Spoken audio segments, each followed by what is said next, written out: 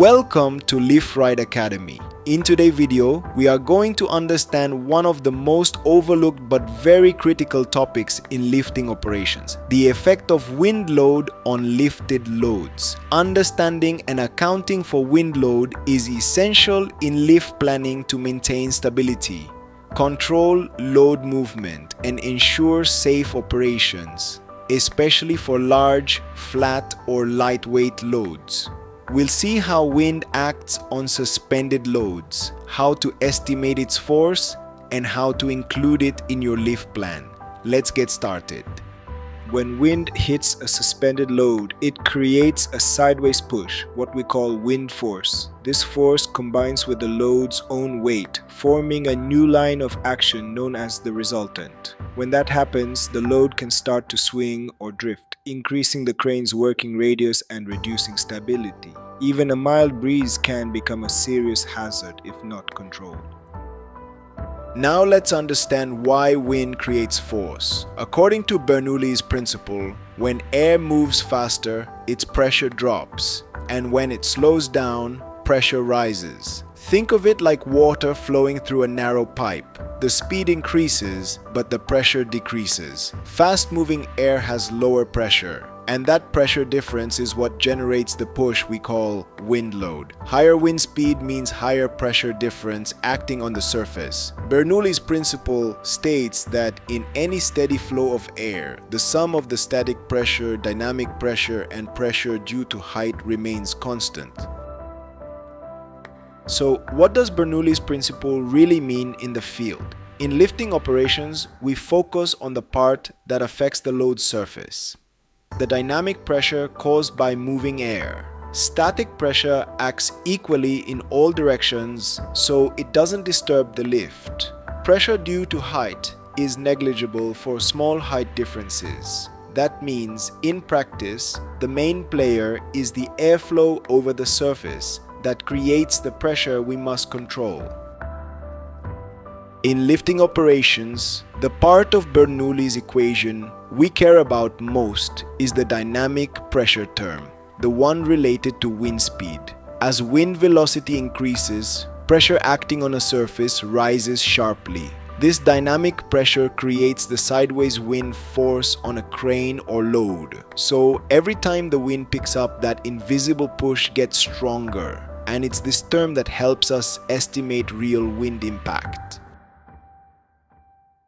Now here's how we actually calculate wind load. In lifting calculations, we use this dynamic pressure term directly. That's why the formula for wind force looks like this. F equals 1/2 times air density times wind speed squared times drag coefficient times projected area. Each part matters, but wind speed and surface area make the biggest difference. Even small increases in wind speed drastically raise the total force acting on a crane or load. Now let's talk about the drag coefficient, represented by CD. This depends on the object's shape exposed to wind. Flat plates like panels have high drag, around 1.2 to 1.4. Boxes are around 1.0 to 1.2. Cylinders and pipes range from 0.7 to 0.9. 1.0 lattices or gratings drop to about 0.7 to 1.2, and irregular shapes are about 1.0 to 1.4. The takeaway? The larger and flatter the surface, the more wind resistance, and the higher the load on your crane. The projected area is simply the part of the load that the wind can see, the visible surface area from the wind direction. It's calculated as length times height, basically how big the target looks to the wind. But remember, it's not just the load body. Hooks, slings, and gear also add surface. That's why we add 10 to 20% allowance for attachments. Bigger projected area means more pressure and more movement risk. Here's a simple example. If the load surface faces the wind directly, it's perpendicular. In this case, 3 meters by 2 meters gives 6 square meters. If the load is turned, less of it faces the wind. We call that effective projected area, equal to area times the cosine of the angle. The more you rotate the load away from the wind, the smaller the force. To find the total load at the hook, we combine the vertical and horizontal forces. The load weight acts downward, while wind acts sideways at the load's aerodynamic center. Together, they form a diagonal resultant force. We calculate it as the square root of weight squared plus wind force squared.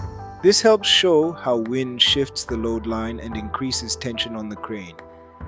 Let's put it all together.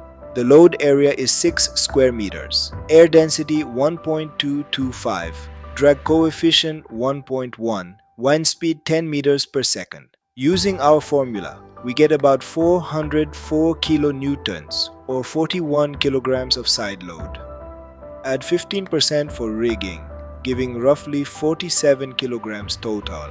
Even a gentle wind can generate significant sideways force, proving why planning is critical. Now let's calculate the total load at the hook. The load weighs 1000 kilograms and the wind adds 47 kilograms sideways. Combine them using the square root of W squared plus F squared. That gives roughly 1001 kilograms. So even small wind loads increase tension, showing how wind can push cranes closer to their safe limits. Let's recap the key takeaways. Wind adds horizontal force to lifted loads. Combine with weight to find the resultant. Always use correct drag coefficients and projected areas. Check crane and site wind limits. And finally, control load orientation and use taglines. Planning for wind is essential. It's part of every safe lift. Thanks for watching this lesson from Lift Right Academy.